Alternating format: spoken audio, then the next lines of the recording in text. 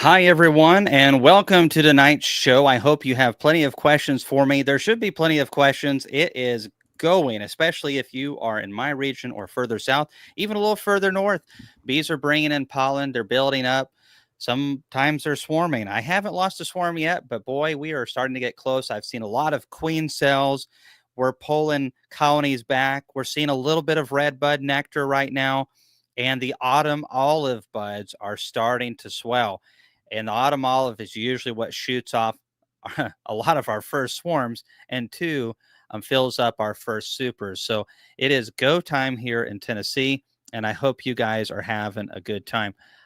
Thank you, Jimmy, for giving me some water. This is water, everybody. I know it's Tennessee, it's water. Um, Hello from East Bernstein. Hey, everybody. Sunny, not so sunny California. Well, that's unusual. Good to see you guys. I actually have Jed, the welding guy. Hi, people. You're supposed to be on your honeymoon. This is not part of the honeymoon stuff that you're supposed to do. Even I know that. Laurel, I would have probably done the same thing. Congratulations, Jed. And Hannah, good luck. I actually was there at the wedding. It was a nice wedding. And the food was really good, which is very important. Weddings, there's only a few things you have to do to get it right. First of all, no one has to scream and run off. That's usually helpful. And then having really good food at the reception is a big plus. They killed it on the food side of things. Jed was a little ugly. There's not much you can do about that. But Hannah made up for it. So congrats, guys. Hey, roved or grooved, or I don't have your name, but thank you for coming on. Thanks for following us and bring your questions. It helps us out. Hey, thanks, Brian, for starting us off once again. And thanks for being one of our members. If you guys see anyone that has that logo next to their name, they are members. When they post into the as they've been members longer, it goes from like an egg to a young larvae into a pupae. And then I see several of the guys and gals are now actually have like a full blown bee, which is a testament to how long they've been a member. And thank you guys for supporting us in that way as well. I have exciting news in regards to that shortly. Fred and Kama should do a chat stream together. Chris, have we done one with Fred? Have I done one with Fred before? I feel like I have. I think so. It's been a while, but I don't know if it was live though. Yeah, maybe it wasn't live. Yeah, that's right. That's why I didn't feel quite the same. I knew I had done something with him before though, but yeah, maybe we could get Fred on here at some point. Um, Fred's an interesting character. He's definitely got a big sense of humor, but it's quite the opposite, I think, of mine. And so it's really bizarre in a fun way. That's not the only clear liquid that comes in mason jars in Tennessee, for sure. This one, however, will make sure that I'm able to finish the live chat.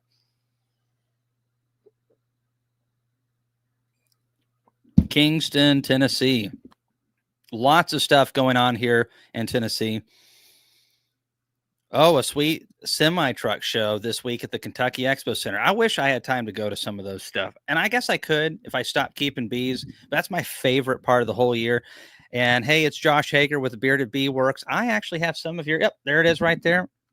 Got some of the Hager honey right here. Get a bagel, get some butter, and then add a little bit more butter. And then you can put a little bit of the Hager cinnamon honey on here. Yes. So Jeff says, did you use the loader yet? Yes and yes. And so what a trip that was going up to Michigan. Chris and I filmed up there. We have some really interesting videos on the Hummer-Bee. They're made up there in Edmore. So we went up there, took some shots of that, and then I went over and went to Jed's wedding. And oh my goodness, there's nothing but deer up there in the upper panhandle and the northern parts of Wisconsin. It was a beautiful drive, and I about hit 100 different deer. I mean, no joke. I've never seen so much deer in my life, and they're like moose up there compared to the deer in Tennessee. I was very nervous about my truck getting a deer mounted onto the hood of it. So I drove that trailer with that loader all the way back, and thankfully my former semi truck driving self, I was used to hauling loads and checking them routinely. And I had a fairly uneventful trip besides that flat tire, just randomly out in the parking lot of the hotel before Jed's wedding. So I guess I'll share this. We're already halfway there. But I check everything 2 to 3 times a day. If I'm driving all day long, every time I stop for like fuel, you check your straps, check your chains, check your tires. Just good thing to do. And so anyhow, I had been driving on that, not a whole lot, because the day before I was kind of chilling and waiting for the wedding. And I was just there at the hotel catching up on some sleep, much needed sleep. And the wedding is coming up. I skip breakfast because I don't like hotel food. And so I'm looking forward to a place for lunch. I go ahead and shave and get my wedding clothes prepared. And I get out there and then I do my inspection. Sure enough, one of the trailer tires is flat. No reason, no rhyme or reason. There's no nail in it. Just it's flat. And I have a spare, so I have all the tools to change it. And so I did that. But I'd already checked out of the hotel and I have my wedding clothes on. So I put my bee clothes, like my 511 pants and like my bee jacket and stuff over it. And I changed the tire in that. I'm cutting it so close to the wedding at this point. Cause I went and grabbed food, then drive to the wedding. And I literally shucked my clothes off in the parking lot and then went in and like brushed my hair as best as I could. And then sat down about 4 minutes before Jed's wedding kicked off. Made it. It's all it matters is just you get the job done, right? So always fun and exciting. The loader is great. I haven't been able to use it a ton yet. I did move like 20 something colonies the other day with it. And so that was my first use with hives. It was great. I have used forklifts in the past. This is slightly different.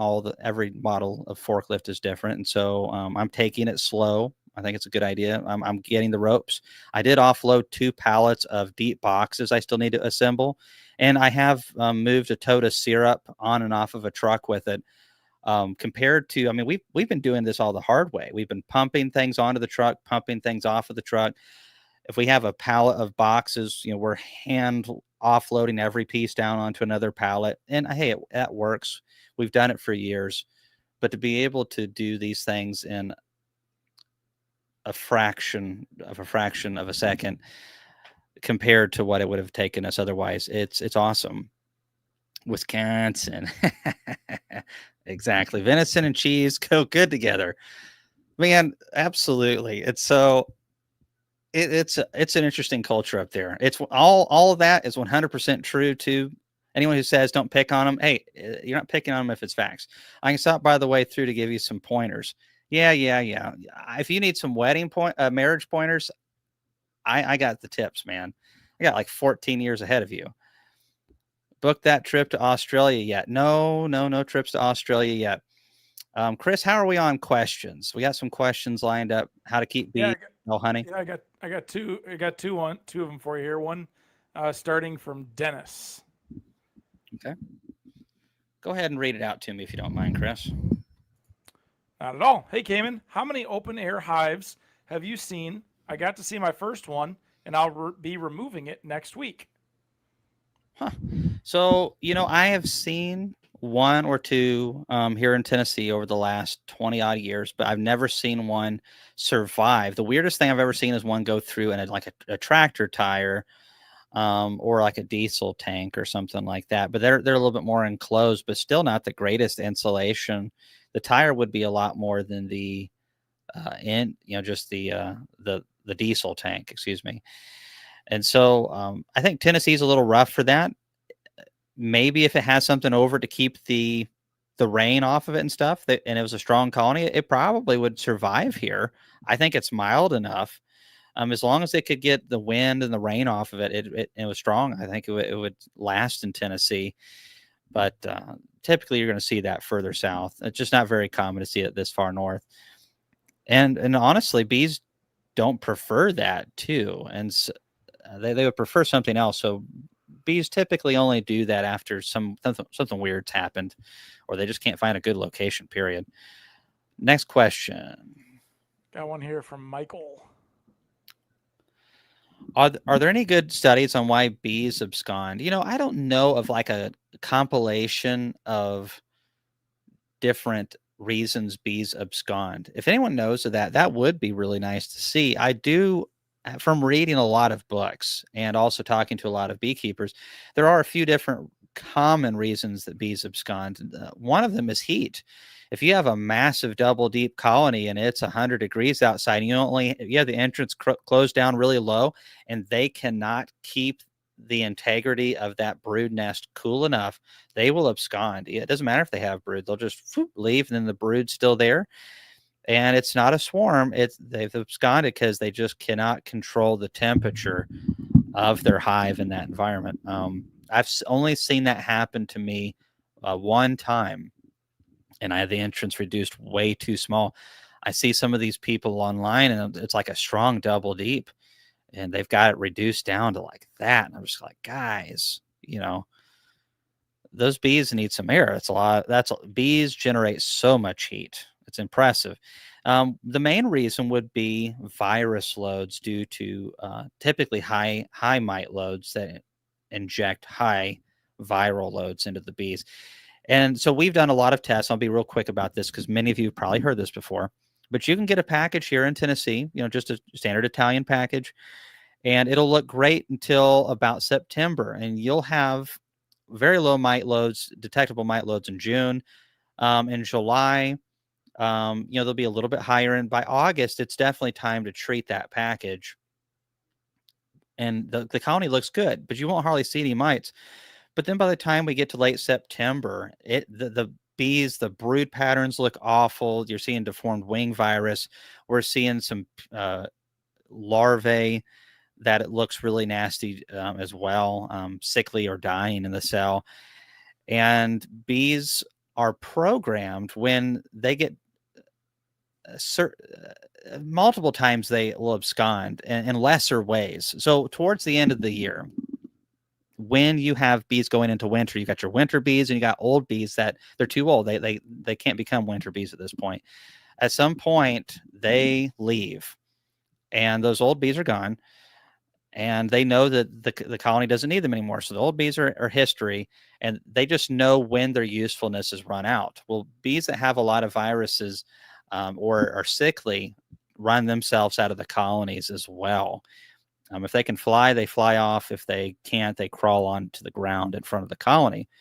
Typically, though, with the mites and deformed wing virus, you just have maybe a little patch of bees left, some brood. Some of it could still be emerging, and the queen's typically left too. Very small patch. And this is very common. Anyone who actually autopsies a lot of their dead outs, most of this is virus-related absconds that happen late in the year. And sometimes it doesn't send them off in like October where you get an abscond. Sometimes the mites are still, maybe the viruses are a little bit lesser than enough to cause them to abscond. And so we then go, the winter killed our bees, but they just survived a little bit into winter. Or maybe we didn't check them that often. A lot of times we blame winter losses for what are actually mite-related issues. Stay hydrated, Cayman. Thank you very much. Thank you. Let's see. Next question, Chris. Sure. One here from Steve about the height of a swarm trap. Yeah, so Tom Seeley did some studies on this, and it does matter to a degree, but I think it's, of all the things that you can personally do to get a swarm, I think it's not one of the top priorities. A good dark cavity of a decent size, if it's a little 4-frame nuke, you're not going to be able to catch a 8 frames worth of a swarm, 9 frames worth of swarm. It's just too small of a cavity. Very rarely will they go in a cavity that small. And then also, do you have a hive smell? Do you have old propolis in there, beeswax? Do you have maybe a little bit of lemongrass? Things that really attract them to the box. And then there's also what works good for you. I've seen people that'll put them 20, 30 feet up, which might be more ideal to have them 15, 20 feet up in the air. That's not very ideal for me. I'm 5'6". I'm not going to break my neck going up a ladder. They're heavy enough putting a swarm trap up when they're empty. You wait a week or two on a strong swarm, it's a honey flow. That box could weigh another 30, 40 pounds. So I put them about shoulder height. and I have no problem. My buddy who helps me out with bees, Talon, he's caught more swarms than anybody I know in this region. He must have caught 80 to 100 in swarm traps, probably more than that. I've seen him catch almost 40 in just one season. And he just puts them at shoulder height, albeit his shoulder height's about another foot higher than mine. But you don't put them too high. Just focus on the other things. Make it convenient for yourself so it's easy to get them on and off. And have a couple backup swarm traps so when they get loaded, you can pull it off and reload it with another one, because a lot of times there's after swarms, or maybe just there is another swarm that's going to be shooting off in the very near future. I wouldn't put it up very high. I never have. I don't see any reason to do that. And I see swarms go into my dead out equipment that's stacked 2-3 feet off the ground. And I've seen so many bees over the last 20 years go into it, just random equipment in my barns and sheds. So, it's more about the attractiveness of the cavity versus the height. I'm sure if they have options, they'll go for the higher one, but often they don't. I mean, how many big trees are out there competing on a cavity size that smells really good compared to a nice Langstroth box? I don't think there's many. Next question for you is from Blaine. Would you say dandelions are a good indication to put supers on? And thanks for the bee info always. Hey, Blaine, good question. One, I don't know 100% because I have dandelions here. I've had them for a little while. They definitely, when I saw dandelions a few weeks ago, was not time to put honey supers on. However, dandelions up north are, I don't know where you're at, Blaine. There are people who talk about making even dandelion nectar. We don't have dandelions like that here in Tennessee. We're just nothing like that at all. So if you're in an area where you've heard, you have people who make dandelion honey, then you really need to talk to those guys. Because that might be the case. For my area, when I start seeing red buds, that's when I start wanting to put a super on. I usually don't load it up and do 3 to 4 that early. We have red buds going right now, and autumn olives is what I'm looking at. This is where it's really important to learn what's blooming in your areas, and it can take years to figure all this out, but definitely become a student of what's blooming and when and what's affecting your bees, whether it's pollen or nectar. It'll help you make wise decisions. But dandelions up north are a totally different animal than here. I definitely, when I see my first dandelions, it's cold outside. So no. And maybe don't listen to me either. So I was looking for that book that Gus made me buy on plants. What's that one book? It's green. I can't remember the name of it, but I know what you're talking about. That book. It's a great book on flora in all regions. It's really neat. I kind of peek through it once or twice a year. If I can find it while you're talking, I'll give a shout out. Yeah, please do. And I'm just gonna for the people who are wondering, this is the forklift that I ended up getting. It's from Hummerbee. It's made for moving bees around. It's a Turbo 2. I'll have some videos on that in the future. We're gonna have a couple videos of their factory and how they produce these things in Michigan and why they're great, and they've moved millions upon millions of pounds of honey and billions or trillions of bees, and are a nice unit. Went ahead and jumped and bought one. I've been putting it off for a while, but as busy as we are, as much as I need to stop lifting so much by hand, this is important. So we invested into it. We'll be paying it off for the next several years. And, but I think it's going to be a good investment. I really don't like to do loans, but for this one, I made an exception. I also like the fact that it's a bee company, and we're hoping to maybe have a storefront here in Tennessee in the future. And so we're going to need the muscle to be able to lift stuff on and off of trucks and trailers. So really looking forward to that. We'll have some videos of moving bees with that in the future. Talked to a couple of my buddies like Bob, Benny, and Blake, and they felt like it was a good time for me to upgrade to that. So I did. If not, I'll just blame Bob for my ill fortune. I don't think so. I think they said that they've been around now for 40, 45 years, something like that. Yeah, they've been around for a while.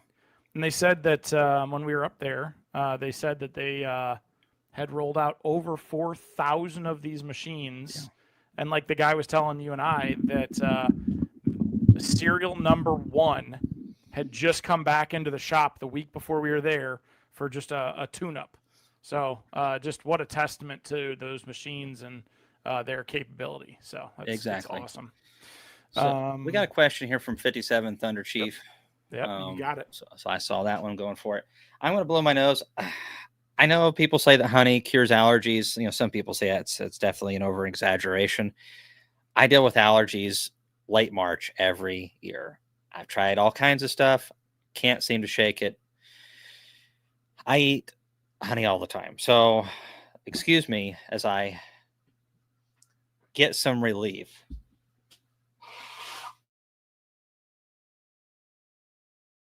We're back. I can't wait till April. It's whatever's blooming. I think it's the Bradford pears, something like that. Pros and cons of reversing hives, top to the bottom. Do it when it's necessary. We're doing that all the time, but I always look at the weather. So if the hive is strong and you're like, man, there's like 6-7 frames of brood in the top box, there's only like a frame or two in the bottom box, there's a lot of empty combs, and I'm looking at the weather forecasts, and this is a strong colony with plenty of bees, and it's like, okay, highs in the 60s every day, 70s. I'm just rotating that box. Boom. Now, if it's like, oh man, the high is going to be 42 degrees the next 2 days, and it's going to be dropping down in the 20s, terrible idea. Maybe then pull up an empty comb and put it on the edges. You know, maybe move a frame of honey towards the bottom, because you know it'll warm up eventually. But just look at the weather. But we rotate a lot this time of the year, but we also do that knowing what's going on with the weather, and we use it very successfully to slow down swarm control. But if you do it at a really bad weather front coming in, it can set your colonies back. So just watch out for that. I found the book. I'm pulling up a link. Okay. Let me get to this, and then we'll do that book real quick. Drew, hey, Drew. So what's a low temp at night to stay above for feeding sugar syrup above a hive over an interlived? Oh, man, if it's a powerful colony, it can be 28 degrees, and they'll still take it.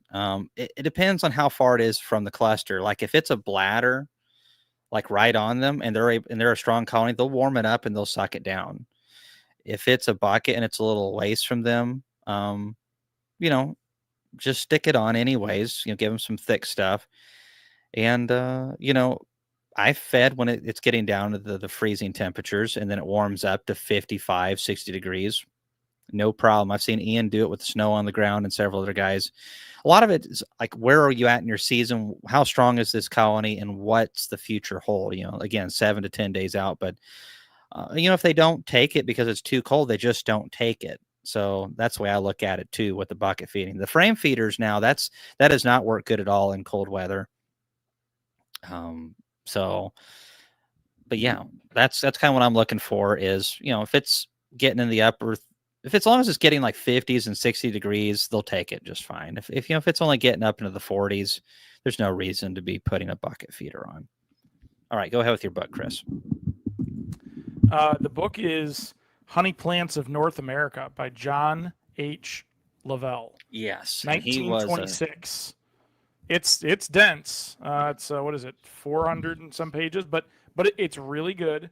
I got it from Wickwasp Press at the conference.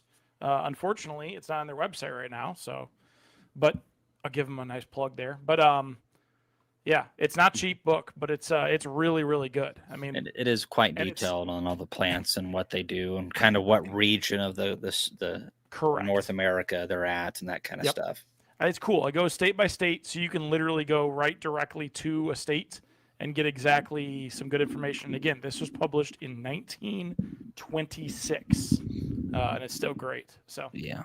It is really good. Of course, some things have changed. We have autumn olives and privet and, you know, a few other odds and ends. But this, especially on your native plants, this really gives you a very close ballpark estimate for your region on what's going to be contributing.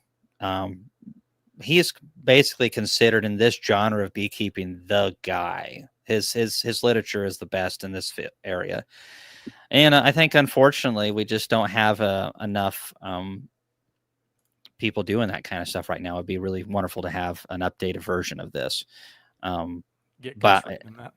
yeah, that's what we need Gus to do. We need to get him full time going around the country and doing that. Boy, it'd take a lifetime to figure out all that stuff. Yeah. But he would be the guy for it. So okay, Linda. Hey, Linda, I fed a sugar brick over winter. My bees are absolutely doing great and are working on filling a super booming with brood. I have capped honey from winter. Can that be extracted with the new Southeast Tennessee? So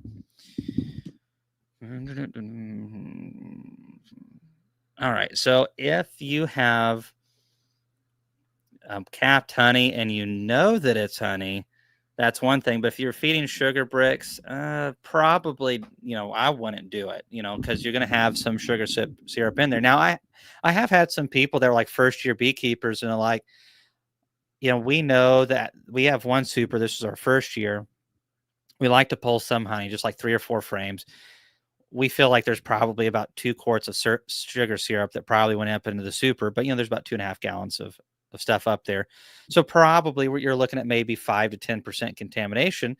And they're like, would it be okay? And then people on Facebook just jumped on that lady with both feet and just said, oh, that would be a terrible thing to do. That's not real honey and stuff.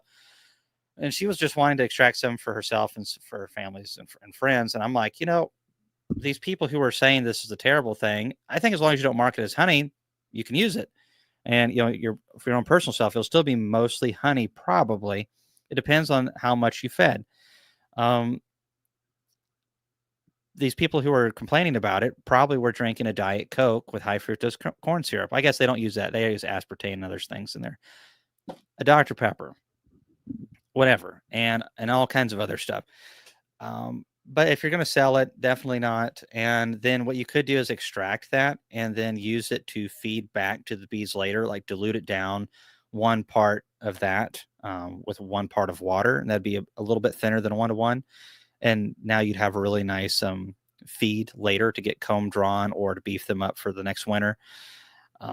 That's kind of what I would do. But, if you wanted to use it for your own cooking, baking, or whatever, heck, sure, use it. And people use sugar all the time. I got no problem with that. I've said this before. I thought this was really interesting. We had a guy who used to feed peppermint candies here in Tennessee, and he would market it as peppermint candy honey. And, he would tell people exactly what he did. Fed the bees peppermint candies, and they turned it into a liquid, inverted it, put it into the cells. He extracted it, and it had peppermint flavor. It was really bizarre. But he sold a ton of that stuff. All right. That's Moving really onward. interesting. Yeah, a question from Nathan. Hey, Nathan, is it a good time to be feeding 1-to-1 syrup to build combs, or will they do it before a flow starts? So, yeah, if they're a strong colony and they're growing, they're going to draw. I've got bees drawing stuff out right now. We're not feeding them, but just a little bit of what's trickling in. Definitely. And you can definitely get combs drawn here in Tennessee at this time if you're further south. Totally. What really contributes to it is a growing population. And so you have plenty of bees that can draw comb. And then the queen and the pollens and the nectar are all trying to get comb cell space. And what's happening is, okay, this bee's bringing in sugar syrup that you're feeding, or it's bringing in nectar, and you have this huge population, a growing population. And you also have, oh, okay, I've got to put this somewhere. I've got this in my honey tank. Got to find a cell for it. Nope, not here. There's bee bread. Nope, not here. The queen's laid another darn egg. That thing just won't stop laying. Where am I going to stick this? Nope, there's already honey here. And eventually they hold on to it long enough that a lot of them end up just digesting an excess amount and then creating wax scales. And so some of it is just from that. So, if you're feeding with a growing population, you're definitely going to get some comb drawn. All this pollen that we're getting in and all this brood that's being created, yeah, if you're feeding, you're going to get comb drawn as long as it's a healthy colony. If it's not drawing comb this time of the year in Tennessee, there's a problem. Of course, I'm not feeding any colony that I am wanting to use for honey production, though. So there's that too, because we don't want to get a sugar syrup into our honey super. So, but yes, totally can get combs drawn this time of the year. Question here from Kurt. Hey, Cam and I have drawn comb frames from 4-Deeps, some honey arches and honey stores from colonies lost last fall, been frozen. Would you spin or use them the way they are? Bees left. All right. So if you get some packages in, they'll benefit from that honey. See, a lot of people are like burn, or get rid of old comb, or be concerned about diseases.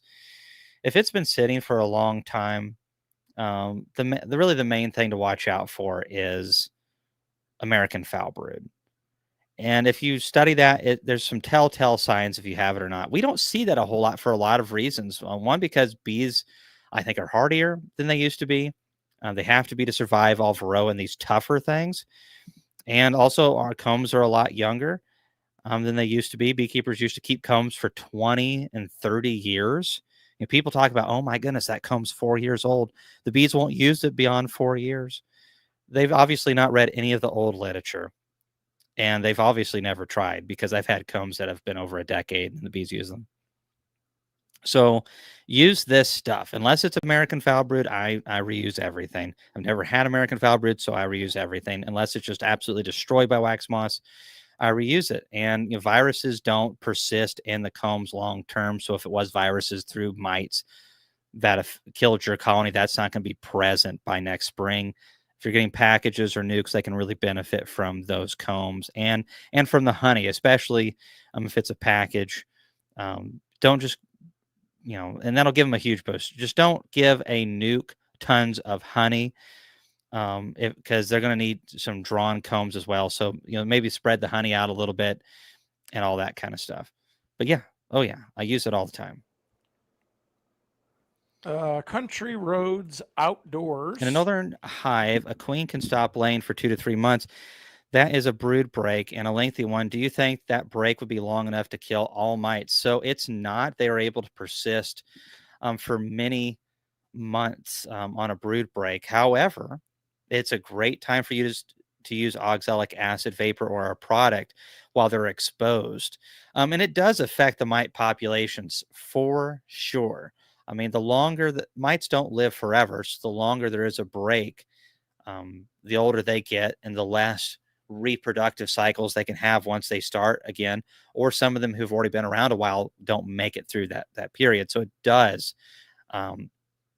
get them to a degree. But a little bit of oxalic acid or a gentle treatment during that brood break is, I think, extremely wise. Oxalic acid is extremely organic and natural, and also present throughout the colony and honey and everything. So I like to use it and help crush those mite loads. A nice picture of that white-tailed deer. Good luck with your bees this year, and thanks for the comment. Here's a question from Tom. I didn't know if you could help hook him up or not. Who gets hygienic queens to Ontario, Canada? Man, so I think we can't. Can we not ship queens to Canada? I know we can't. Answer. Yeah, I don't know that answer either. I know that we can't ship currently like packages of bees, but I thought maybe we can't do queens either. But if it's not the United States, and I definitely don't know, but I do know that some of the guys out in California, like Oliveras, they have some like Randy Oliver's queens and stuff like that that are more hygienic. But I don't know if you guys can get those in Cali. I'll look into that, Tom, and maybe I'll have that answer the next time we do a live. If Zach pops in, I'll ask him if he can ship up there. Zach has Hawaiian queens. They're not hygienic. He would know if the U.S. can ship up there. That's my question. They might be a little hygienic, but primarily they just sit on a beach all day sipping Mai Tais. And well, I know Zach's not hygienic. That's what you've told me. So yeah, I think a lot of Hawaii is not hygienic. Okay, here's a question from I've got several buddies over there who are, but all you have to do is walk through Kona on a night, especially on a weekend. Yeah, you know what I'm talking about. Tyler, do you have to feed a newly caught swarm no matter what? Tyler from Louisiana. So you're in Louisiana. Thanks for giving us your location. That really makes it helpful. Southern Louisiana especially is one of the most prime places for swarms and for bees in the North America region. They just overwinter good. There's, especially if you're around, come on, Cayman, that invasive plant down there that everybody has and they're trying to kill. Tallow. It just depends on what's going on, but there's a lot of nectar down in there. What you really need to do, Tyler, is install them and come back a week or so later. Now, typically, when you catch a swarm, bees swarm primarily during the best flows of the year because they know what's good for them. Over who knows how many generations the bees have gone through this process, the ones that swarm at bad times of the year are usually eliminated from the gene pool. So bees have learned to, and it just makes sense. I mean, there's so many factors there, but ultimately, yes, they swarm during periods when there's plenty of stuff. But you gotta watch it. Sometimes it's a late swarm. Things can happen. Nature doesn't always get it right. The bees don't always get it right. And as beekeepers, I think that's where we keep an eye on it and we see what's going on. So if we come back 10 days later and like, whoa, they're not drawing out much, they have no stores, feed them. I'm one of those guys. I give them what they need when they need it. I have no problems with feeding. I don't feed when I don't need to. Swarms typically swarm when there's plenty of feed, natural feed available. So you just keep an eye on it. Not all bees are the same. Not all swarms are the same. 2-frame swarm, way too small. 10-frame swarm, that thing might draw 2 boxes of foundation in 10 to 14 days. And, they'll sock up so much honey that 2-frame hive might only draw 2 to 3 frames. And by the time they get big enough to really capture a flow's already over. Just variables. I got to say thanks to Smitty's Chainsaws again for supporting us. I appreciate you, sir. Seen a guy in the city with a hive nailed to a handrail on a back porch. First time I've seen that beekeeping anywhere. Awesome. Thanks for letting us know that. I was driving, up to Michigan, and I was seeing bee hives. I've gotten really good at spotting them, and it was really cool. And it makes me wonder, as I'm going through like Illinois or Ohio, or Indiana, when I see these hives, I'm like, I wonder if I know those people. I've met them at a conference I spoke at, or if they maybe been part of my lives and we've interacted here. And then occasionally I'll see a swarm trap hanging up in a tree, and most people will just be like, I wonder what that is, and maybe it's a birdhouse or a bat house. Oh no, we know what that is. Thanks for supporting us again, Smitty. Getting back up to the top here, you had a question from Matt about our Dalen conversation. I haven't tried it yet, so I really have just learned about it in the last year. I have that video. I'm actually working on editing that tonight. That is from the conference. I haven't got that up yet. We are just slammed. I mean slammed. I'm like 7 days a week. I've worked some 16-hour days multiple times back to back. The good days are 12, and any day that's below 12 is phenomenal. That's the time of the year that we're in. And I guess I don't have to do this to myself. We're trying to do a lot of things, and we probably shouldn't try to go so fast. But sometimes life just happens, and it's happening a lot. So here we are. So I apologize. I'm behind on some stuff, but I will get that video up. And it'll have more information in it, but I haven't tried it. A couple of my buddies are. I may very well be trying it this year. I'm going to try to. I have several other companies trying to get me to try products, and I mean literally dozens of them. I just have to kind of pick and choose. I can only do so much. I'm going to try to fit the Dalen vaccine in there, but I'm just not sure I'll get around to it. I am keeping close tabs on Ian Stepler, Chris Warner, and Bob Benny, who are doing it this year, and seeing what they say. I really respect those guys and their opinions on something. Good summary. Okay, John. Well, thank you, Chris. Do you have a preferred spring and summer mite treatment or rotation on treatments? Yes. So I put the oxalic acid strips in now with the honey supers on. So I'm putting the Viroxan on here in just a week. We're starting to put supers on now, but we're also putting these oxalic acid strips in, but most of them are going to go on here. The strips are going to go on in a week. So busy time of the year. So I want to keep the mites are low now, very low, like almost undetectable. But this treatment is good about extending how long they stay low. Buying a month or two is extremely valuable and makes it to where when I pull the honey supers off, I want to do something heavier. I'm not trying to knock down a 1.5% infestation. Maybe I'm knocking down a 1% infestation or 0.5%. It's a big deal. People just lose so many bees to mites, and if you start when they're low, it's so much easier to keep your bees healthy. Trying to bring bees back from the brink is very difficult, especially if you are in a dearth period or a less nutritious time of the year. And you just can't afford that, especially if you're going into winter. You've got to have the best bees before the bees start raising the winter bees. So August, better have clean bees. So we will, if we see a colony with higher mite loads, occasionally we'll see that though this time of the year, April, or even in May. If we see one, we're like, ooh, we're seeing a little bit of mites in here for whatever reason. Then we use formic acid for that. And if it's really hot, we'll only use one pad and then follow up with another pad. Or if it's cool enough, we'll use 2 pads. And so I use everything, man. I mean, just about everything. I have all the tools on hand for this. And then when we pull the honey supers, a lot of times we'll use Thymol. And that's how we'll finish up that. And then we'll come back in August. And in August, early August, everything gets a mite wash. And then everything gets treated that is above like 0.75%. If it's close to 1%, it gets hammered. So it's all about keeping those mite levels low. And strong bees are important. A strong double deep can really withstand these thymols and these formic acids. They're very natural, but they're also quite rough on small colonies. Small colonies just don't do good with formic or thymol because they're already kind of small, and then it sets them back a little bit. If a big colony gets set back a little bit, it's not that big of a deal. And a lot of times, you get the mites cleaned up and the bees are even better and the percentages are even better. And so they recover quite quickly.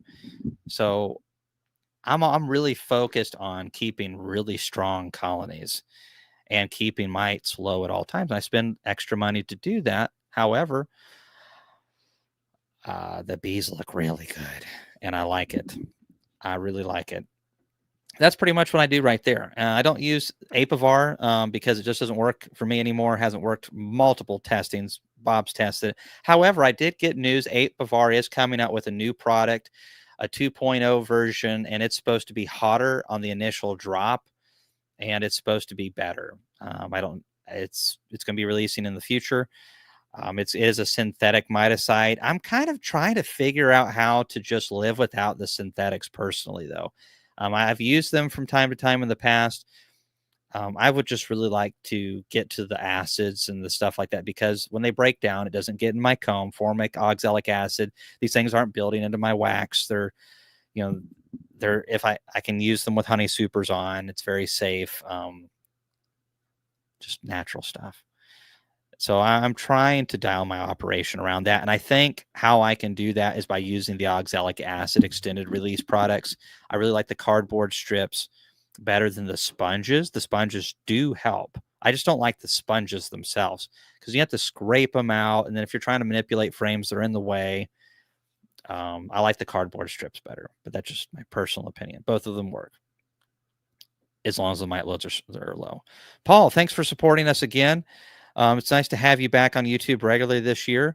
I went through withdrawals last year, not being able to get my Cayman fix. Well, it's very generous of you to say, and even more generous of you to keep supporting us, Paul. Much appreciated. Thanks for being one of our members as well. And I've got several videos in the pipeline. I've kind of taken a last week off just because going up to Michigan and filming up there and getting the forklift and making splits and trying to keep colonies from swarming and a few other odds and ends has kept me kind of busy, but I do have like 4 videos in the pipeline right now, and I've got some pretty good ones.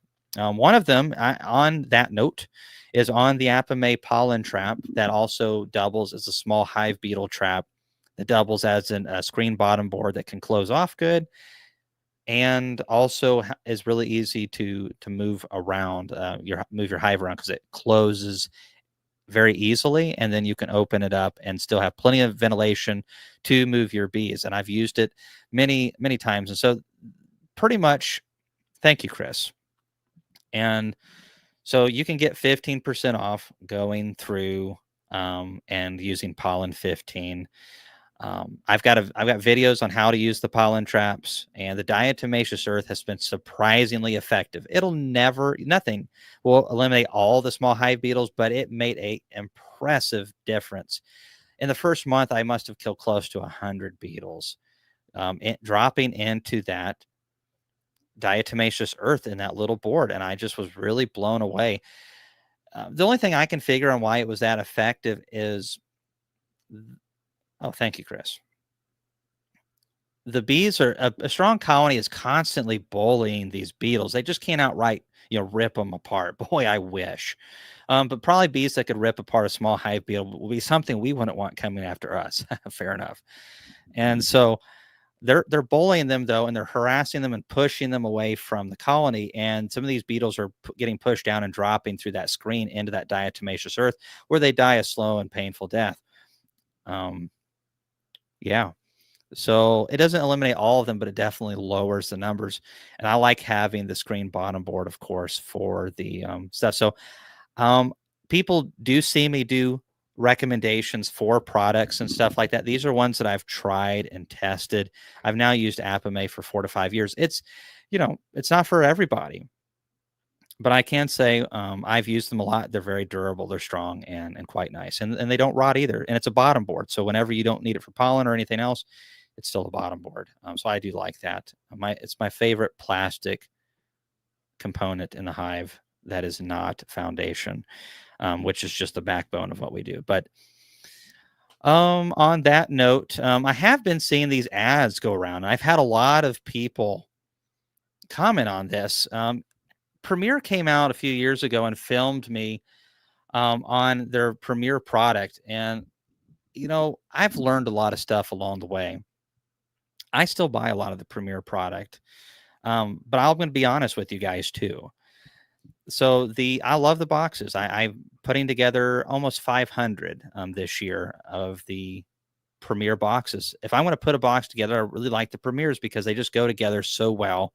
If you get them, you do it immediately after you get them. If you leave them in your shed, any box in your shed, let it shrink and swell, you're just going to get what you're going to get.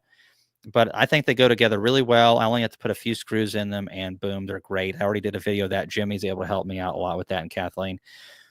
And I like the boxes, and we wax dip them in Bob's Your Uncle. And you hope Bob's your uncle because he's a great beekeeper. So anyways, the foundations though have a flaw that you have to watch out for.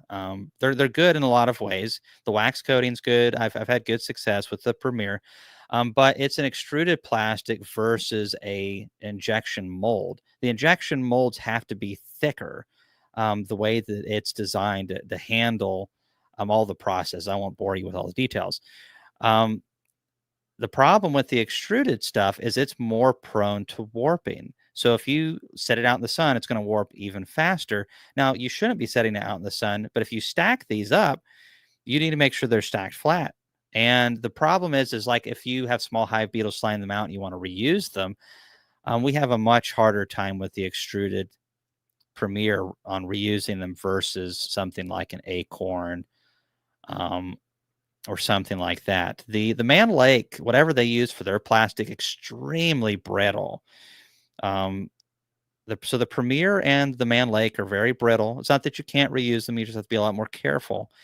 The acorn is definitely tougher. I've had issues with acorns service, and that's a whole nother story. But I want to give you guys some context on this. I've been seeing this ad of me going around. People have been messaging like Premier is the only foundation that I'll ever use. It's a good foundation. It's not perfect. And, I make some of these videos years ago, and that's where I've been a little bit more careful lately. Like I get companies constantly trying to pay me now to do videos on something I haven't tested. Like, have you guys seen that new product out there that's like a blender that holds a little cassette of honey? They don't laugh too much, Chris. We're going to try to be nice here. So anyways, they reached out to us, and hey, I would love to see them at the expo. I think it's neat, just like the Flow Hive. I just don't think that it's super practical. And it's like a mini extractor is what it is, and it's a little cassette, and I just don't see any product that's out there. How is this making a beekeeper's life easier? What is this fixing? What is this doing? You know, how is this making my life better? I think that's a fair question to ask, especially if I'm paying money for it. I think that they make a lot of sense in maybe an educational, like a schoolroom. We're going to extract this out right there in a very small setting. But I think a lot of times you can pull a 3-frame extractor in there too. And then, teach those kids how to do some hand cranking, get that bicep going, good character building exercise, and actually show them real combs. So, I do get approached by these companies, but I've learned over the years, I thought you were a shilling for Premier. Yeah. I'm actually going to be having a little bit of a conversation on them on that ad. I like the guys with the Premier. They're my friends. I like them. I have a lot of friends in other companies too. And I really think they've pushed it a little bit harder than I would like. And I would have liked it before they went on using me for an ad, for them to ask me first. Because, at the time I wasn't aware of the warpage and the longevity of that. I just think people need to be aware of this stuff. So I'd be fine with a lot of foundations out there. The wax coat's the most important, but there's pros and cons to everything. So just keep in mind, sometimes when you see stuff about me online, there may be more to the story. We've had events like that happen before, haven't we, Chris? There's more to the story. Yeah. Hey, I want to throw something in too. You didn't touch on it, and I'll touch on it, so I'm the bad guy. Just as a heads up for anyone who does want to back the small new extractor system or any other beekeeping equipment on Kickstarter. If you've never used Kickstarter before, this is just a general statement. This is not an indictment against anyone on Kickstarter, but you are not guaranteed a product. When you pay that money, you are not guaranteed a product. And I forgot some of them are like that. Well, yeah, and again, I know this. I'm talking about there's several beekeeping products out there, and Cayman and I were talking about that, and I told him, I said, what's sad is some of these products, whether it's a cool new knife or a hive sensor or this new thing, you're not guaranteed to get your product. So I would just hate for anyone in Cayman's community to get taken on something, because anything could happen to that company, and whether it's in their control or not, and you never see a dime of your money back or the product. So just wanted to throw that out there. Yeah, that's for any. It's a lot of money. So, okay. There's my soapbox. Yeah, that's a good point. I've never done one of those things before. I just don't have a lot of faith. I'm just like, okay, I'm sure Kickstarter has its place, but I'm like, if you've got a good idea and a good product, and it's so good, why can't you just sell it the normal way? You maybe do an ad. Why do we have to have a Kickstarter? Maybe it makes sense in some places, but that's just not the way I would operate something. I feel like if it's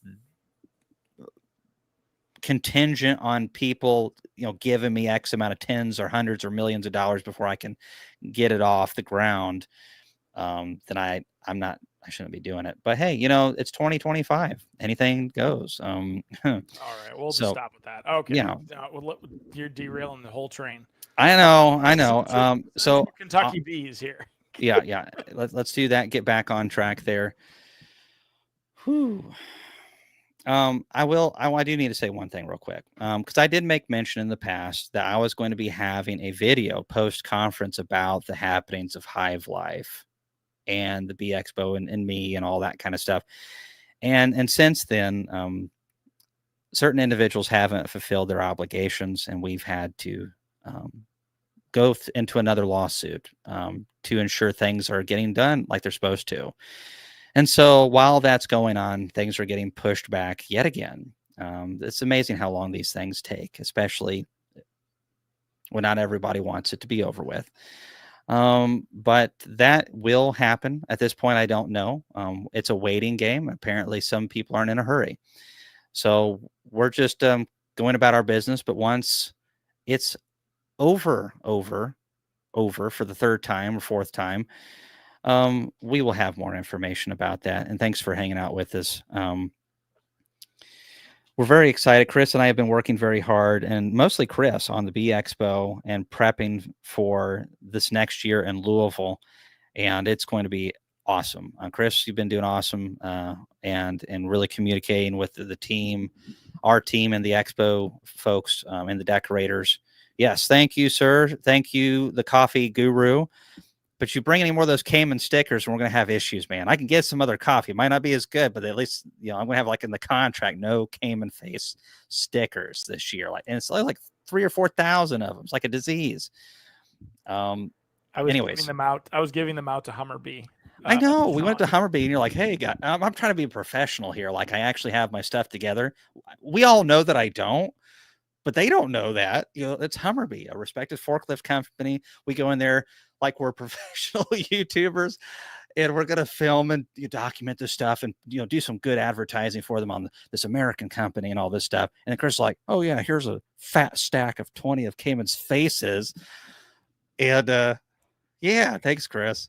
For the record, Commercial Bee Supply put it directly on his permanently on his whiteboard with some graphics. I don't want to go into its company secret stuff they were talking about. Yeah, they thoroughly enjoyed that though. So. Bobbleheads. Get out of here, Sean. You got some work to do. Okay, getting to back to the questions. Central Kentucky bees came and when it's time to super up. I've got about 20 medium supers I want drawn. Should I have a box of drawn comb first and foundation on top, or vice versa? Comb closer to the brood. I do use excluders. Man, you've got to make sure that those combs go on a little bit before the flow, because when that big surge hits, they need to already have worked those combs and prepare them for nectar, and hopefully have a trickle of the early nectars pre-major honey flow going up in there, so they're already used to it. It's already prepped and ready to go. The priority needs to be that those drawn supers on first before drawing out the foundations, because the first surge is when you send your most swarms off, and then also have that foundation on too above it. And what I would do is have a foundation or so down in the comb on the edges, and then maybe a comb or two in the center sections, maybe like a foundation, a comb, and then rest of it's foundation, and a 10 frame system. And then you have, if you're doing 9s, you have 7 combs in that one closest to the excluder, and then 3 foundations down in there or something like that. And that way you are able to entice those bees to work up in those foundations and around the foundations down in the comb box. And once they start drawing a couple of those, then you can bring those back into the foundation box and just have all combs and then all foundations. But they've already partially drawn that. They've committed to drawing that. But you got to make sure that you get that first surge of a big honey and those comb supers, or you're going to get swarms like crazy. Good luck, Central Kentucky bees. Steve, is it okay to keep double deeps for during the flow? Absolutely. It's a very common practice. Most commercial beekeepers do it. If you're wanting to get a little bit more honey, you can do single brood management, but it's not a lot of bit more honey. And it's also a lot more work to prep. So there's definitely merits to single brood management, but there's also some cons as well. So a lot of beekeepers use double deeps for honey production and enjoy it very much. So unless you're wanting to get really dialed in, you want to study single brood management for a while before you do it. And then even if, like, say you have 10 hives, I wouldn't recommend doing single brood on all of them. Do 3, maybe 4, and then do it. And then after you've had the first year of trying to do that, then you can go from there. But whenever you're doing anything in beekeeping, I've learned never go for full bore with anything, whether it's buying a new style of feeder. Definitely not that. I bought like 100 of the baby nukes years ago, and I did some videos on those. Absolutely hate those things. I don't like them. I hate them. Tried different styles of mating nukes. You know what works great? A 5 frame Jester nuke box, or just a standard nuke. And keep your operation simple. There's all these fancy ways to do it, and I'll do videos on them because people do need to use them properly. But keep it simple, stupid. That's what my dad always told me, and he still tells me that sometimes. And sometimes he just says stupid and doesn't say the other part. Keep it simple. You know, equipment's expensive, and make it work for you as long as possible. The nice thing about like a 5-frame nuke is that, okay, well, I can actually overwinter that. I mean, people overwinter nukes up in Wisconsin, Vermont. It's tricky, and they have to be more than just 5 frames of bees, but you can have like a 5/5. And so it's like 9, 10 frames of bees. And when they condense down, it ends up being like a 6-frame cluster. And that's actually pretty nice as long as they're clean and healthy. So you can use that for a mating nuke. You know, I'm getting off on a tangent here, but I made a terrible investment on 100 of those for $18 a piece. I ended up giving most of those away because I didn't like them at all. So, we see all these gadgets and gizmos. After 23 years of beekeeping, 80% of it is just noise. And then 20% of it is actual value. And within that 20%, there's systems. And some people are like, okay, I want all mediums. Some people are like, I'm doing all deep. Some people are doing mediums and deeps for honey production for mediums, deeps for this. Some people do 8-frame hives. Some people do 10 frames. A lot of different ways to do that. But a lot of the extra stuff, just money. Oh, Chris, did you message me? Okay, yep, you did. Get off my soapbox. I get it. Cayman, are you seeing a trickle around in your area? Yes, I am seeing a trickle. It's not like major, but we are seeing the colonies in some yards maintain their weight. The ones that are really full, that are like 40 powerful colonies, they're actually losing a little bit of weight. I have a few yards that don't have a lot of bees in them, and they're gaining weight. So I think a lot of it has to do with hive density as well this time of the year. Okay, moving on to the next question. Mead apiaries. Hey, Jeff, is there ever a time you pull the frame feeder to gain the extra 2 frames of comb? All the time, Mead, especially in this sensitive time of the year. So this is how I often do it, though. If I'm wanting to run double deeps, then definitely pull it out and give them some extra space. But typically when I'm doing this time of the year, like yesterday, I was making splits, powerful double deep colony. I want to pull it back before the flow so they don't swarm. I'm going to take a split off, and I take the top box, and I take a lot of the frames of food, and I take the frame feeder and some frames of brood. And then I'm getting ready for my single brood management there. And so the split's going to keep the frame feeder. And then whenever the split needs more space, I just put a box of foundation on top, and then I use the frame feeder still. But yes, definitely pull the frame feeder out if you're doing a double deep system. You're not pulling a split off like that, and put some foundations or some comb in there to give them some room. What do you generally look for weather-wise, population-wise, to start making queens that can get well mated? So we're doing that right now. We've had drones for a couple weeks, but 2 weeks ago was pretty light. Last week it was really good. I mean, we just have crazy amount of drones now. Tons of drone brood on the way. These queens will have plenty of drones to mate with as long as the weather is good.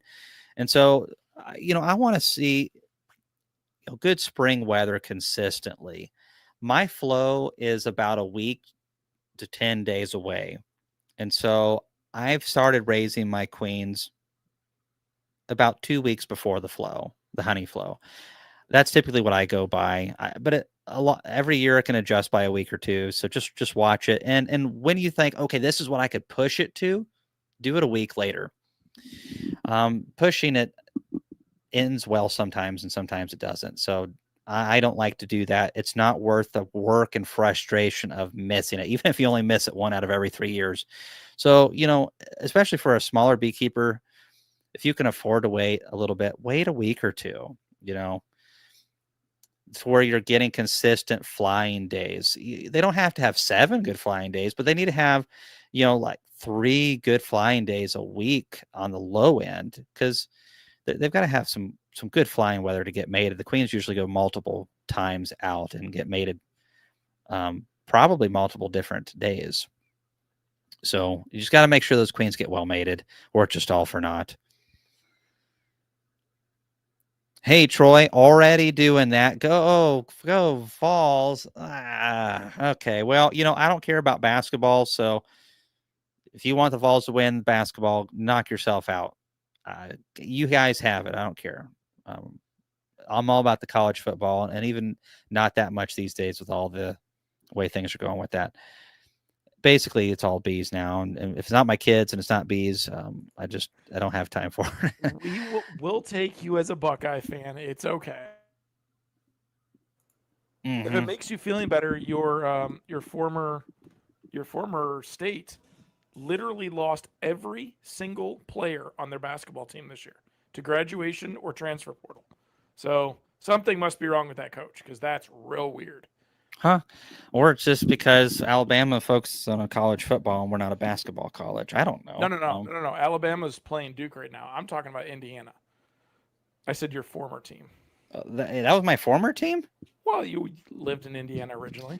Yeah. I was like 11, man. I didn't. I was still figuring things out. I wasn't. I didn't know about bees yet, and girls were super annoying back then. Huh? I better not say what I'm thinking.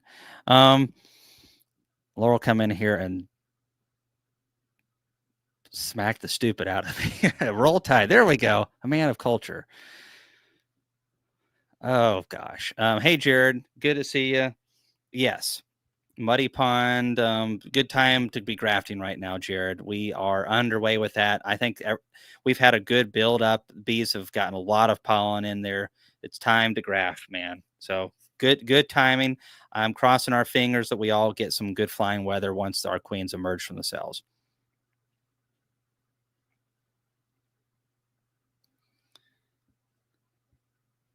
No beekeeping up there in Wisconsin yet. Oh, well, you guys need to come down here where the fun's at. Yeah, it was cold up there. We got up there in Michigan and I went over to Jed's wedding in Wisconsin. It was cold up there. I was changing that tire and it was freezing. Snow was on the ground. I was like, man, I'm so over this.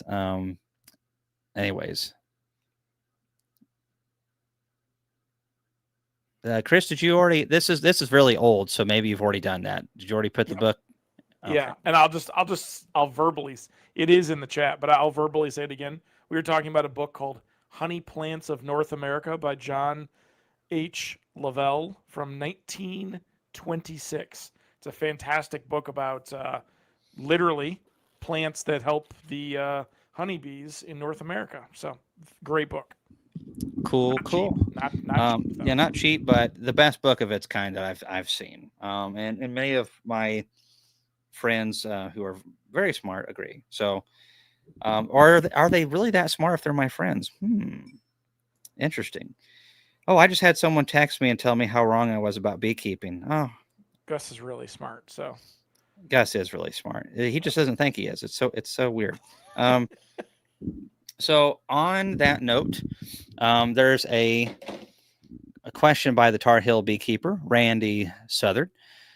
Cayman, where's the best place to score early queens? Oh, that's a hard one because a lot of those get sucked up by like commercial guys, or the rest get sucked up by packages. It's possible, but you have to know somebody.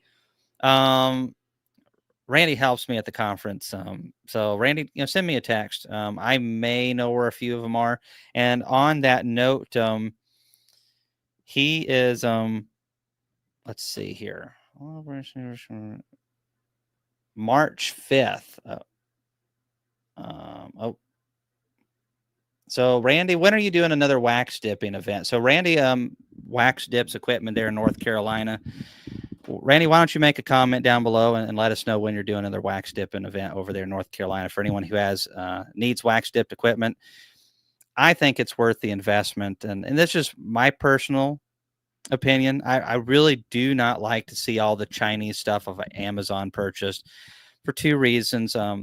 Our companies really do need the support. I say our companies, our American companies. Well, March 5th, it's March 29th, Randy. Are you talking April 5th or May 5th or something like that? So the stuff on Amazon, this wax dip stuff is not going to last long term because they don't cook it into the wood. They just dip the outer layers of it. And then you really can't paint those boxes very well because the residuals just enough to not allow you to paint. And I think a lot of times if you wait for the, the deals, the Black Friday deals, come to the expo, various other things like that, or even just pay a little bit more, you'll find that you can get equipment pretty cheap from companies that's American wood, American built, and a lot of these Chinese boxes, the spacing's not quite right, so you get more propolis in there as far as in the wrong places that make it hard to move on the frame rests, and also several of them are multiple pieces of wood on each plank, and they've joined them together, and that starts falling apart over time. I just don't think it's good for our industry long term. Personal opinion: the Hoover hives and the Castle, Bee Castle, and several of those companies, the Vivor, do a lot of damage to our industry and do not care about us long term. That's my personal opinion. We've seen a lot of bad stuff from them, and but if you get some of these wax dip boxes, like what Randy is doing on April 5th, I know guys that have boxes that are 40 years old that have been wax dipped. I mean, it's the way to do it. It's a little bit more money to get a wax dip box versus an unassembled one, but you calculate your time and paint and various other things, and a box that's going to rot in 5 years versus one that's going to last. I think it's worth the investment. So I'm going to throw a shameless plug out there for wax dipped equipment. You guys look up Randy, the Tar Heel Beekeeper, if you're needing anything in North Carolina region. Brian, how are we looking for the April 26 Nukes pickups? Everything's on schedule, Brian. Looking good. So looking forward to seeing you and looking forward to getting you those bees.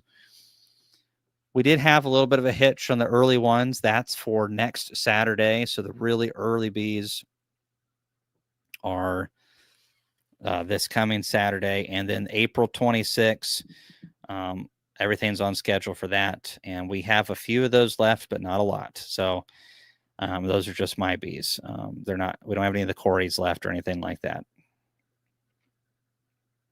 Okay. Does Thymol cause the queen to have a break in brood production? It can if it's hot enough, but that can sometimes lead to supersedure if the queen is not great, that she's kind of a little old, or if the colony gets far enough out of balance, they'll take it out on the queen. But it does usually cause the queen to slow down, I would say, more than a brood break, and it can burn some brood a little bit. A lot of times, if I see a good dose, and I say a good dose, like it kills the mites well, usually you're going to lose probably around 300 bees/brood with a thymol dosage and some formic. And I don't think that's necessarily a bad thing. Some people are like, oh my goodness, it's terrible. Well, it's nothing compared to what the mites are going to do to your bees and are doing to your bees. And the bees sacrifice each other all the time for the betterment of the colony. I think beekeepers should fall right in line with that philosophy. Whatever's best for the colony, even if we have to sacrifice some bees along the way. Bees do that every day.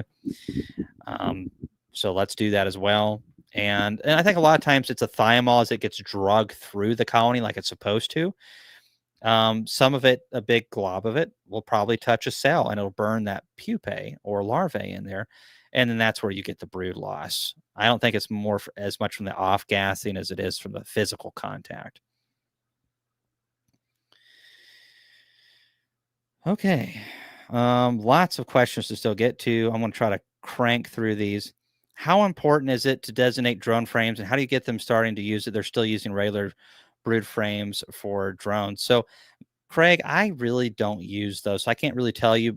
Some guys use them because they say that if you have some drone frames in there, they're less likely to turn your worker combs into drone combs. I don't know if that's 100% true or not. Bob uses those, and especially guys who are raising queens need that. I personally just let them do what they're going to do.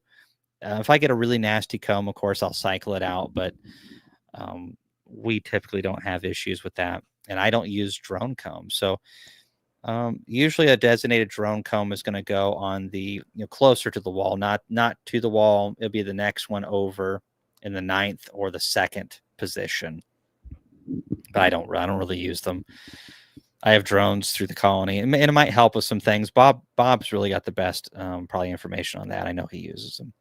Well, Cayman, a lot of people use those drone frames as well for mite management too. That's true.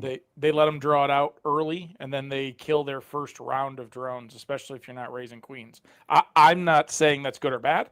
I'm saying that's how I know a lot of people use those green frames. So yeah, if you time it right, you can reduce some mites that way, especially early in the season. That matters because of what that could attribute to later in the season. If you do it multiple times per colony, I would say it would be meaningful at that point.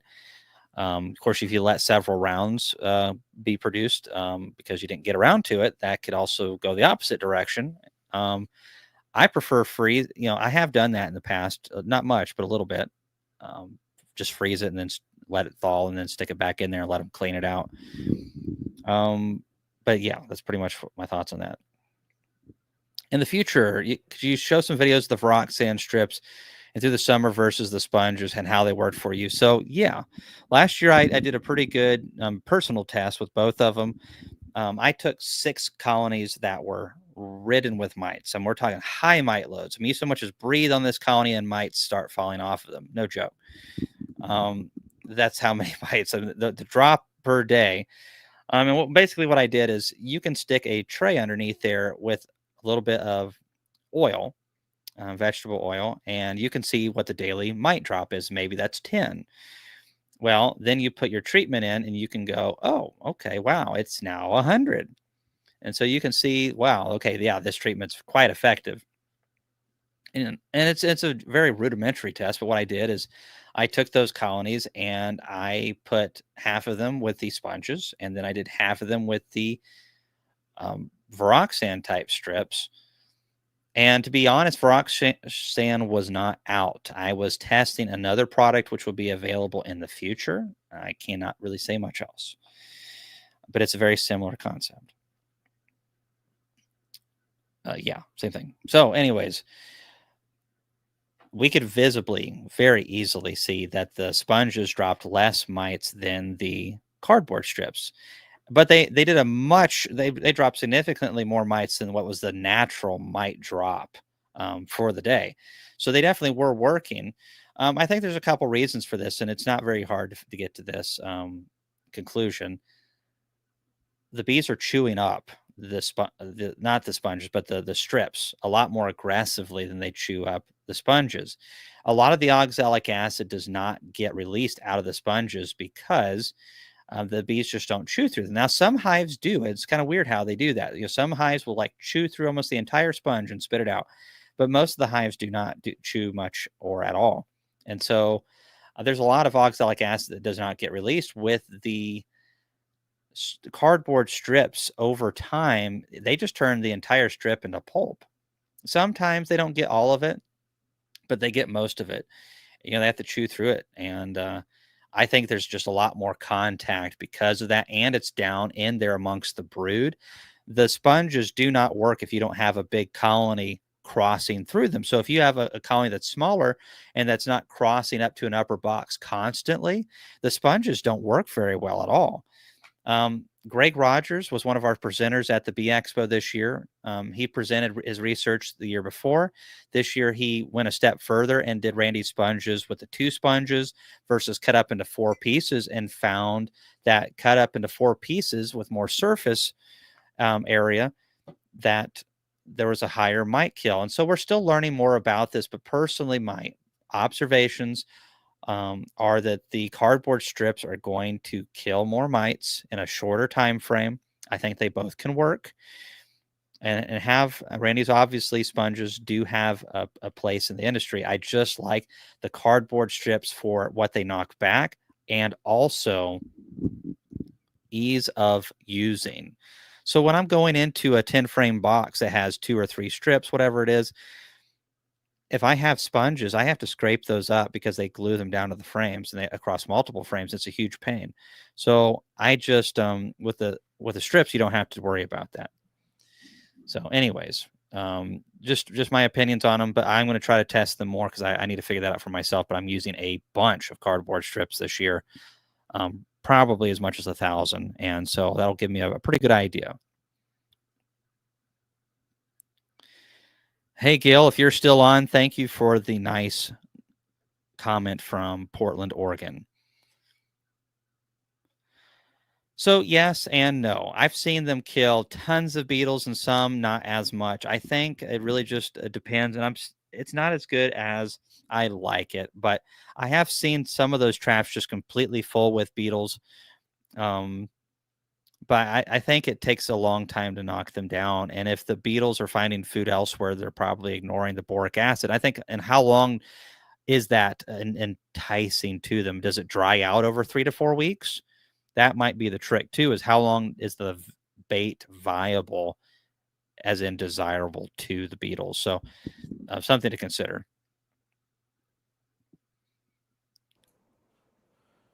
Okay, scrolling down. Yeah, I think your next question is from Lisa here. She got some suggestions from chat, but love to have you throw some in too.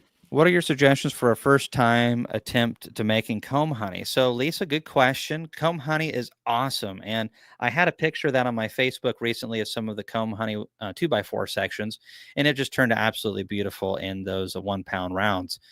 Now, the main thing is I don't like to just go hardcore. Here's a strong colony, and we're going to just do nothing but foundations, and they're just going to have to figure it out, because swarming is difficult, especially for first timers and even people who have done it a little bit. I know several guys, and what they'll do is they'll put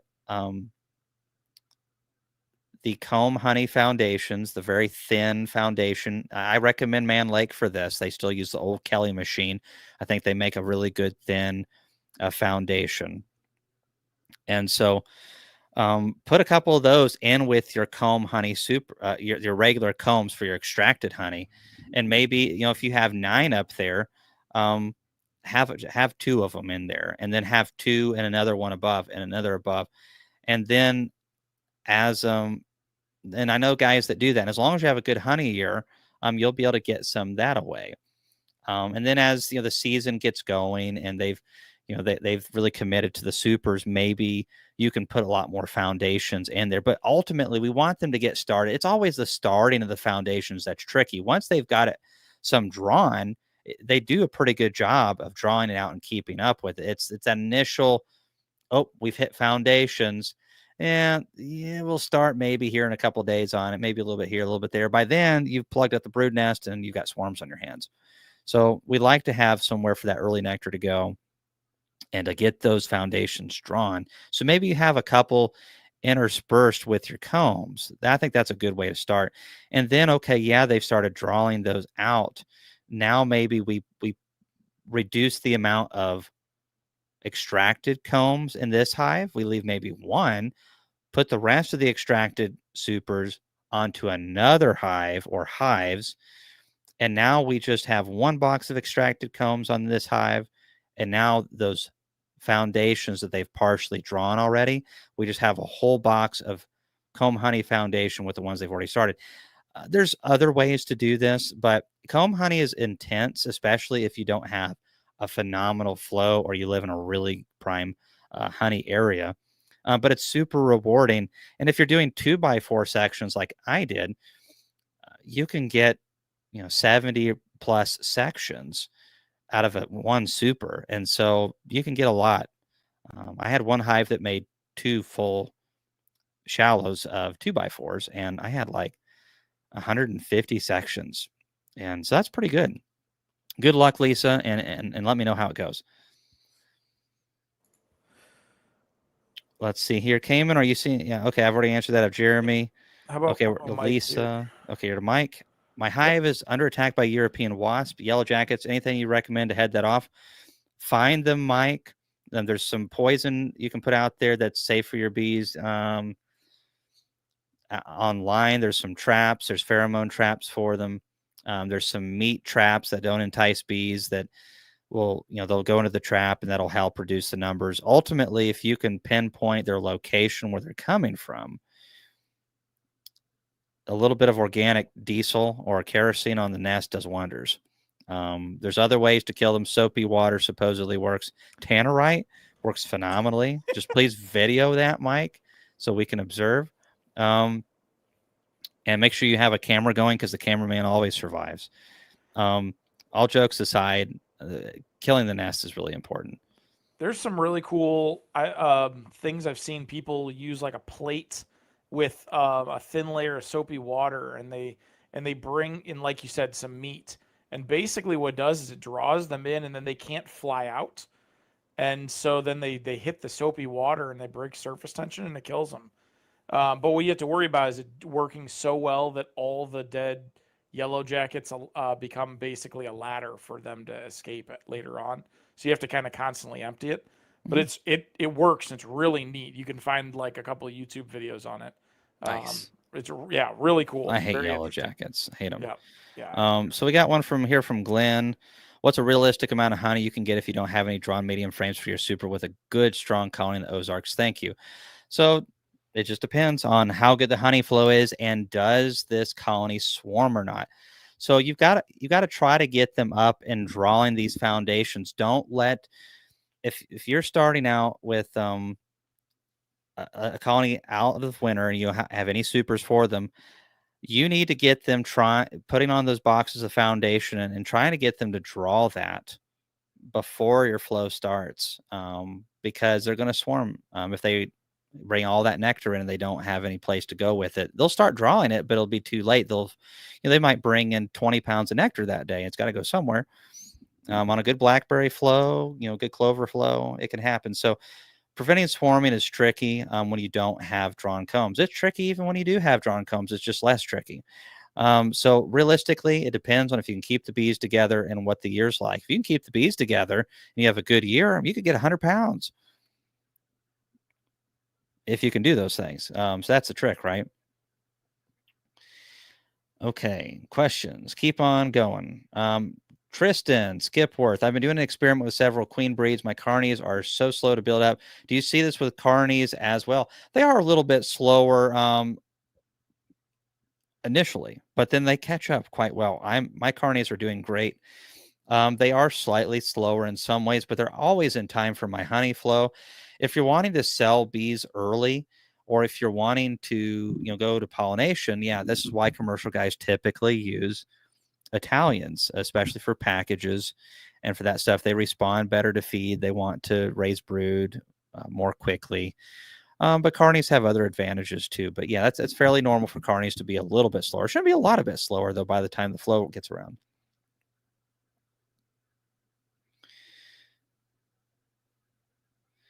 Let's see here. One of the things that I would don't upset Laurel. I'm just now seeing that. Old McNally's, honey. Hey, good to see one of our Canadian buddies up there. Hope you guys are having a good bee season, or fixing to have a good bee season, I should say. All right. I'm just reading through the comments here. Chris, we have any more questions? Go ahead, Chris. Go ahead and do that one. I'll do mine next. Sorry. Yeah, go ahead. What does AFK stand for? From keyboard. Away from keyboard. She was listening, but wasn't able to type out messages. And maybe 1% actually deliver in the anticipated time. Hey, Gigi. Obviously you're a woman of class. I love that picture of you in front of that step and repeat. Thank you for coming to our expo and being part of the hive we have there. It's always so fun to get to see you guys in person and just to see the hive of activity of all the just different ways of the beekeeping is done. We have a really cool video. I wish I could. Can we play a video on here, Chris? Yeah. I wonder if I can. I wonder if I can make this happen. It's unlisted, so yeah. Well, like I can play it on my screen if I share my screen, right? Well, no, people won't be able to hear it though, right? We probably should have tested this. I throw these things at you, Chris. Just put a video file. you can play it by hitting present video file. I don't have the file. If you have the file, So like they would go watch it themselves, or will it actually no. play? You can hit present and then you point it to a physical file on your computer. Oh, I just don't have the file, or else I do it. Oh, cool. So in my opinion, there is no food that honey doesn't belong on. Food is just a carrier for honey. Ice cream, tea, biscuits, Chicken, steak, peanut butter and honey sandwich. Toast, cereal, and I just like to eat it straight. My tea and my coffee and I like to put it on woos. Ooh, my favorite food to put honey on is chicken nuggets. Wheat toast, waffles, and crescent rolls. It doesn't get any better than that. In Brazil, we use it's called nata. So nata and honey and bread, it's just perfect. I put honey on almost on everything. Any food. Everything. Anything I can. Everything, about anything. it's good on everything. I like to put honey on just about anything. I believe that cayenne pepper sauce and honey can be put on any food and improve that food. My favorite thing to put honey on are homemade biscuits with a lot of butter. Yeah, I love honey on my oatmeal. I love it on toast or French toast. I like to put honey on my roasted carrots. Anywhere you want to put sugar, honey's better. And ice cream too, actually, oddly enough. Vanilla. It's wonderful. Just fresh buttered bread laced with whatever's come out the hive that day. I really like a nice hot bit of honey on a nice crumpet. So I thought I'd just share that. Pretty cool, huh? So that's what really makes the Bee Expo fun. It's what we do it for, is getting to bring as much of the community. We had that guy from Brazil talking about how he preferred to eat his honey. We had the guy at the end talking about putting on a crumpet. I've never had a crumpet, I don't think. But it's awesome to be able to collaborate with so many beekeepers around the world and learn new ways to eat honey, to manage our honey flows and the different types of things out there. It's just a lot of fun, and we really love eating honey over here. I am very fortunate that I get to try a lot of different things, and I have 3 different types of hot honey. And I kind of knocked it for a while, I'll admit. Oh, thanks, Marianne. And tell Larry to behave himself. Larry is kind of like me, except less mature and a lot older. I hope Larry's watching this. I should respect my elders, but I just can't bring myself to do so for Larry. Marianne all day long. But he's gonna give you a heck of a Dutch rub. He's gonna put you in a headlock and give you a Dutch rub. Probably deserved this point. My mother would probably say it's coming. So I was kind of knocking the whole hot honey craze, because I'd see it at places like pizza parlors. And I'm like, who wants to put hot honey on pizza? And you know what? I've started eating a lot more. Laurel makes chicken and a few different things. And here's just 2 of them. I've got another 1 or 2 in here. And this was one from Desert Creek. This is Blake Shooks. He was the guy on the first part of the video that said basically food is just a carrier for honey. There you go. Poor Larry. We love him. And then here's one from Josh Hager, Bearded Bee Works. Oh, man, you really got Larry's number. Hey, that's all I want out of life. So this right here, you can see like the pepper flakes in it. Oh, Josh, I am recommending your honey here. You just said you put a Cayman sticker in the urinal. You know what? Forget this Bearded Bee Works honey. This stuff is just throw it in the trash. Buy some just to throw it away. Oh my goodness. I thought the timing on that was perfect. The timing was perfect. Hey, David, I hope you're doing good and your bees are looking good. I know it's a busy time here in Middle Tennessee. Thank you for supporting us yet again, for being one of our longer members. So you got that bee icon now. Awesome. I know you're one of the first people to get it. Thanks. I think we'll put this to targets for the hive tool throwing contest. I wish. Microscopes, definitely. We have a big demand for the microscopy classes, and we don't want to expand that. So thank you. I think that's where we're going to stick this one. We really want to be able. That was such an awesome class, and everybody who really wants to be hardcore at beekeeping, just learn more about the small things that we just don't see. I think everyone will enjoy it. It's an awesome class, but it's just one of those things where it has to be a small format to really get what you need out of it. So we're going to work hard to expand that. And Etienne and the University of Penn State is talking about, and maybe some of the people in Kentucky, about collaborating to be able to get more teachers and more microscopes and be able to really have a great opportunity for hundreds of people. Let's see here. What's this about Yes Honey? Thanks again, David. So Yes Honey was the folks that brought the sodas and had different things at the conference. If that's what you're talking about. Yeah. Oh yeah, yeah. Yes Honey, which is what I tell Laurel all the time. Where can I find it? I guess type in Yes Honey and maybe it'll pull up on the internet. I would hope so. I'll find a link real quick just to wrap up tonight. Mm-hmm. I know you're on time constraint a little bit on this. That's right. So yeah, I got to pour wax. Can you talk a little bit about the video sales and the difference between what everyone gets with a ticket versus not a ticket in the B group stuff? And I'll find the Yes Honey link. Yeah. Okay. So thanks for getting that, Chris, and for the reminder. So we do have the videos of the conference for sale for bee clubs / bee meetings and stuff, and how they've been used in the past. And several bee clubs have been doing this. Is they have, sometimes they're able to get a speaker. Maybe they'll invite someone like Bob or me or somebody like that. But sometimes you can't because it's expensive to fly me out or whatever. And I totally get that. And a lot of times I just say no. So. But for $100 and what is it, Chris? $150, you can get the on. Sorry, $150 for the digital and $175 for the flash drive. Right, and personally, I recommend the flash drive. It's all the videos are the same. It's just we're able to get a little bit of higher quality in a flash drive versus an online. It still looks really good on the digital, but it'll be a little bit better quality on the physical.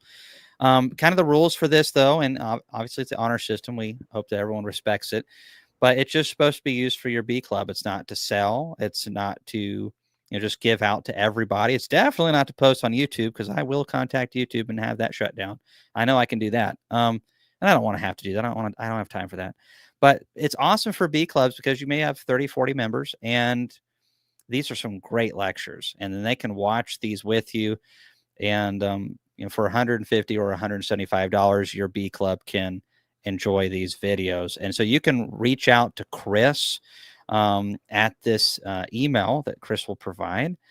And if your bee club wants that, there's about 30 odd hours of footage and everything from how to make nukes, how to, mite treatments. There's stuff about candle making. There's stuff about northern beekeeping. There's stuff about honey production, how, bee nutrition with Priya, small hive beetle stuff. There's the video for, Dalen. Bob's got a couple videos on there about supersedures and what causes that, and what makes a good queen.